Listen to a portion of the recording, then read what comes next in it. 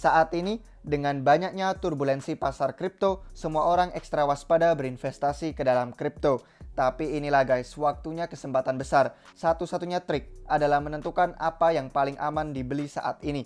Dengan sangat banyaknya koin yang turun dari all time high mereka, ada obralan diskon yang tersedia jika kalian tahu koin mana untuk dibeli. Menentukan yang mana itu bisa jadi sukar karena semua kompetisi di pasar. Susah untuk mengambil keputusan apa kalian seharusnya beli koin dari blockchain DeFi, atau smart contract, atau proyek baru, atau proyek yang sudah mapan. Nah, hari ini kami akan membahas tentang 2 koin top yang tidak punya kompetitor untuk merebut pangsa pasar dari mereka. Jadi kalian tahu akan punya peluang untung terbaik selanjutnya. Oke, let's go!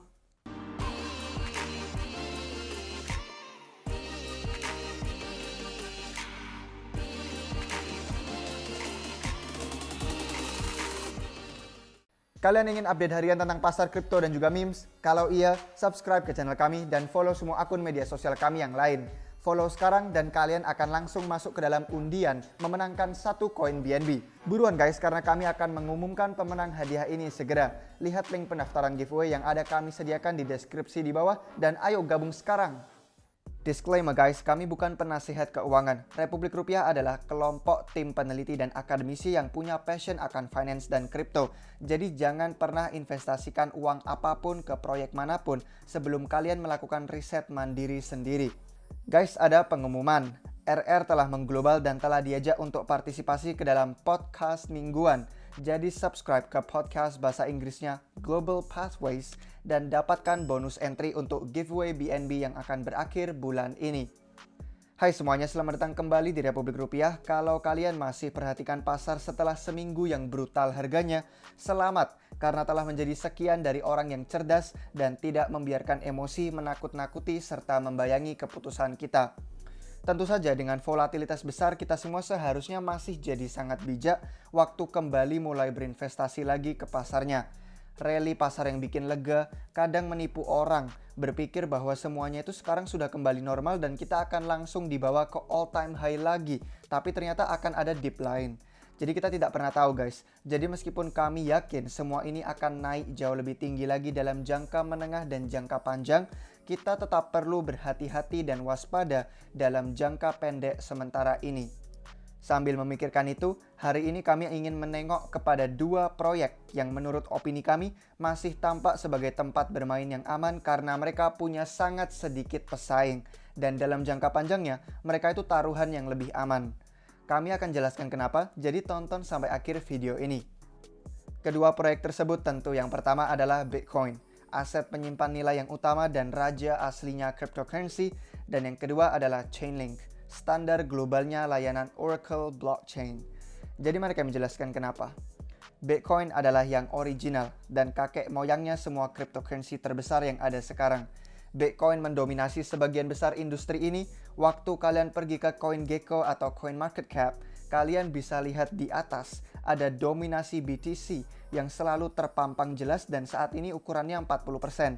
Ini intinya berarti dari semua uang yang ada di cryptocurrency, lebih dari 40%-nya itu cuman ada di dalam Bitcoin. Itulah kenapa waktu Bitcoin bergerak, keseluruhan pasarnya ikut bergerak.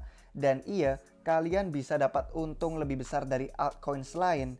Namun, Bitcoin itu normalnya tidak crash sekeras yang dialami altcoins lain.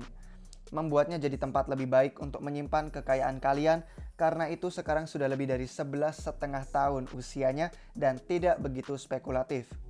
Alasan terbesar kenapa Bitcoin taruhan yang lebih aman adalah karena itu tidak punya banyak persaingan seperti yang dimiliki proyek lain. Nggak ada Bitcoin kedua yang menandingi ukuran dan reputasinya. Kami paham bahwa untuk membeli Bitcoin utuh itu mahal. Tapi kalian kan tidak harus beli 1 koin utuh. Mulai aja dengan membeli beberapa sats. Sat adalah sebutan bagian kecil Bitcoin, asal namanya dari Satoshi. Dan coba aja kalian bisa beli 5% atau 10%-nya Bitcoin, terus kalian pegang itu dan tunggu. Proyek kedua yang ingin kami luangkan waktu untuk bahas adalah Chainlink. Kalau kalian benar-benar paham apa Chainlink itu dan fungsinya, maka kalian akan paham betapa ini adalah suatu proyek yang beneran unik. Pada dasarnya, Chainlink adalah proyek yang mendapatkan informasi dari dunia luar dan kemudian menghubungkan informasi tadi ke blockchain serta aplikasi desentral pada blockchain. Kenapa ini penting? Well, intinya jaringan seperti Ethereum adalah biar kita bisa punya internet desentral di mana aplikasi-aplikasi dapat hidup dan beroperasi tanpa adanya perusahaan atau CEO yang ada di balik mereka yang mengambil kontrol, yang ngambilin semua untung dan bertindak seenaknya. Dengan smart contract, yaitu kontrak yang dapat diprogram kemudian berjalan sendiri tanpa siapapun mengontrol mereka, kita itu bisa hidup dalam dunia di mana penipuan, pencurian, dan penyensuran itu bisa kita tinggalkan. Namun, agar smart contract ini dapat bekerja efektif, seringkali aplikasi-aplikasi butuh informasi dari dunia luar karena aplikasi itu cuma baru tahu informasi yang sudah ada di dalam blockchain aja. Informasi hanya ada di dalam blockchain waktu seseorang sudah masukkan itu ke dalam. Jadi kalau suatu aplikasi butuh informasi kayak data cuaca, atau harga terkini koin lain, atau informasi tentang barang yang lagi dipesan atau diantarkan, atau data apapun lah, mereka tuh butuh informasi ini dari dunia luar. Tapi sekalinya aplikasi bergantung pada informasi dunia nyata dari seorang manusia, yaitu nggak desentral lagi, dan demikian nggak jadi smart lagi. Inilah yang Chainlink itu mencoba pecahkan. Mereka mencari jalan untuk menggerakkan serangkaian node Oracle yang bikin cara desentral bagi informasi dari dunia nyata untuk dapat dikumpulkan, kemudian mengizinkan blockchain untuk minta informasi tersebut yang mereka butuhkan. Chainlink memungkinkan seluruh proses ini tetap desentral. Kalau kalian mau tahu lebih lanjut tentang ini, kami sudah membuatkan video penuh soal Chainlink yang bisa kalian temukan, link videonya ada di deskripsi.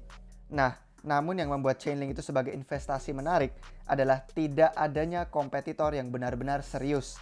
Kompetitor itu ada waktu mereka berusaha menawarkan layanan yang sama, tapi Chainlink itu sangat jauh di depan, jadi nggak ada yang bisa dipertimbangkan sebagai kompetitor. Yang Chainlink telah lakukan juga yang luar biasa cerdas adalah mereka tuh berencana untuk tidak terkunci ke hanya satu blockchain. Jadi sementara sekarang token Link itu hidup pada Ethereum, Chainlink itu berencana untuk menjadi proyek lintas blockchain dan bekerja dengan banyak blockchain lain. Inilah kenapa waktu kalian itu klik pada bagian kategori di CoinGecko, terus kalian ke bawahnya ekosistem Polkadot, kalian bisa lihat Chainlink itu terpampang di sana, sebuah koin Ethereum tapi bekerja pada Polkadot. Jadi sementara potensinya mungkin bagi suatu blockchain untuk menggunakan layanan berbeda kayak layanannya Band Protocol atau layanan Oracle lain, Chainlink itu telah bermitra dengan hampir semuanya. Artinya kalau ada blockchain itu butuh layanan Oracle, maka kemungkinan besarnya yaitu adalah dengan Chainlink. Ini jelas hanya membuat harga tokennya Link itu menjadi bagus dalam jangka panjang.